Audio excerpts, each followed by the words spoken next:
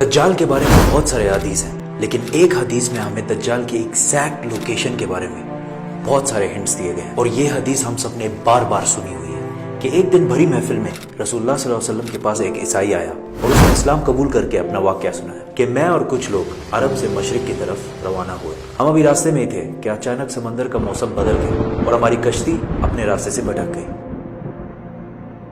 ایک مہینہ ادھر ادھر بھٹکنے کے بعد سمندر نے آخر کار ہماری کشتی کو ایک جزیرے کے پاس لا کھڑا کیا۔ بڑی کشتی ڈاک کر کے ہم چھوٹی کشتیوں کے ذریعے اس جزیرے پہ پہنچے، اور وہاں ہماری ملاقات ایک عجیب قسم کے مخلوق سے ہوئی جو بالکل کالا اور جسم پر بہت زیادہ بال تھے اس کے، اور اس نے اپنا نام جساسا بتایا۔ ہم نے اس سے پوچھا تم کیا چیز ہو، کیا مخلوق ہو؟ اس نے بولا مجھے چھوڑو، وہ ادھر ایک مندر ہے، ادھر جاؤ، وہاں ایک شخص تمہارا بہت شدت سے انتظار کر رہا ہے۔ اندر ہم نے ایک شخص کو زنجیر میں بندھا ہوا دیکھا اور اس نے ہم سے 3 سوال پوچھے کہ مجھے بیسان کے درختوں کے بارے میں بتاؤ، کیا اس میں کوئی فروٹ پھل وغیرہ ہیں؟ ہم نے کہا بالکل وہاں بہت فروٹس پھل وغیرہ ہے۔ اس نے کہا بہت جلد وہاں کچھ بھی نہیں ہوگا۔ پھر اس نے پوچھا مجھے لیک آف تبریہ کے بارے میں بتاؤ، کیا اس میں پانی ہے یا نہیں ہے؟ ہم نے کہا وہاں پہ بہت پانی پڑا ہوا۔ اس نے کہا بہت جلد یہ بھی خشک ہو جائے گا۔ اور پھر اس نے کہا مجھے اس امی پیغمبر کے بارے میں بتاؤ، کیا کیا ہے اس نے ابھی تک؟ ہم نے بتایا کہ وہ مکہ سے نکل کر مدینہ میں آباد ہو چکا ہے۔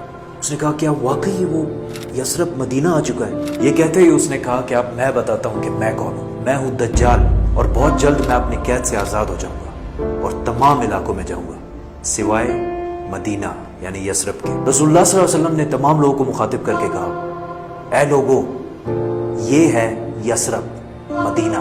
تمیم الداری جو کہہ رہا ہے مجھے اس میں سچائی نظر آ رہی ہے۔ یاد رکھو دجال شام کے سمندر میں ہے اور نہ یمن کے سمندر میں۔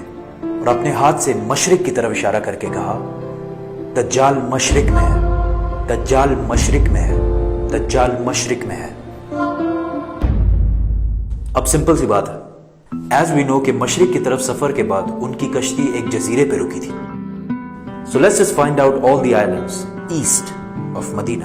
مدینہ کے ایسٹ میں there's the famous Arabian Sea، اور اس میں مینلی 4 جزیرے پائے جاتے ہیں: Lakshadweep island in India, Socotra island in Yemen, Masirah island in Oman, and Astola in Pakistan. حدیث میں کلیئرلی فرمایا گیا ہے کہ دجال یمن کے سمندر میں نہیں ہوگا، تو یہ 2 آئلینڈز تو نکل گئے۔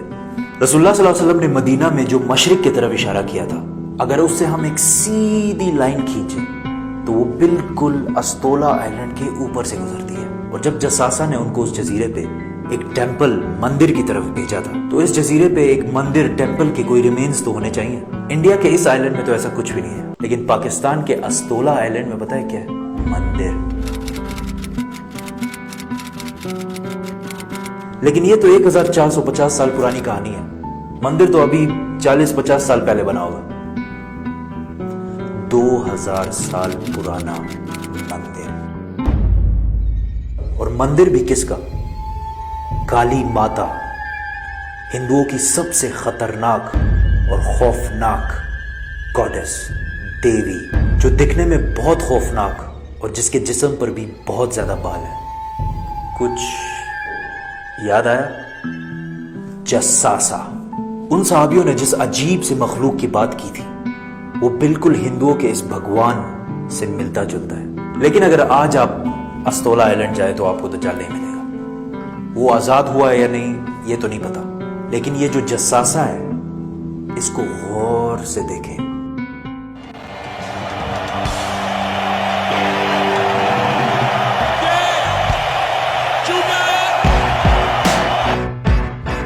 1970 کے امریکن میوزک انڈسٹری کے سب سے بڑے بینڈز میں سے ایک بینڈ رولنگ سٹونز ہے۔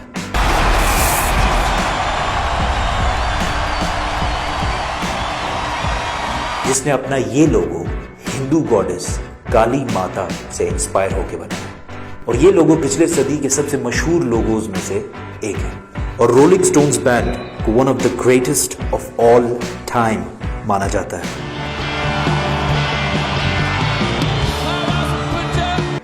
ون وے اور دی ادر، دجال کے جزیرے والے جساسا کا پوری دنیا کے میوزک انڈسٹری اور فلم انڈسٹری کو شیپ کرنے میں بہت بڑا ہاتھ ہے۔